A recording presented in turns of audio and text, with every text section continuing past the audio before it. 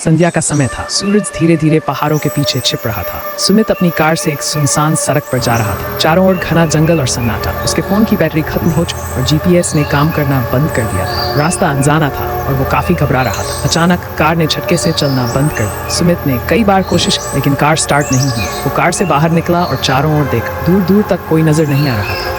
तभी उसे एक कच्ची पगडंडी दिखी जो जंगल भीतर जा रही थी। शायद कोई मदद मिल जाए, ये सोचकर सुमित उस रास्ते पर चल पड़ा। कुछ ही कदम चले थे कि उसे किसी के पैरों की आहट सुनाई दी। वो रुक गया।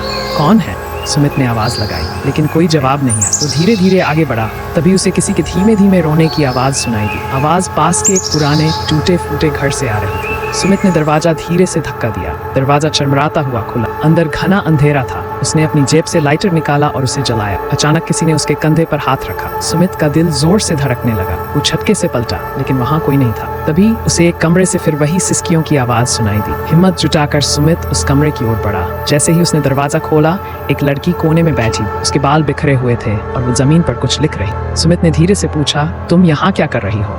लड़की ने धीरे से सिर उठाया। उसकी आंखें सूजी हुई थी। उसने कांपती आवाज में कहा, वो आ रहा है? कौन आ रहा है? सुमित ने घबरा कर पूछा। अचानक दरवाजा जोर से बंद हो, कमरे में अंधेरा छा गया। सुमित ने लाइटर जलाने की कोशिश की, लेकिन वो काम नहीं कर रहा था।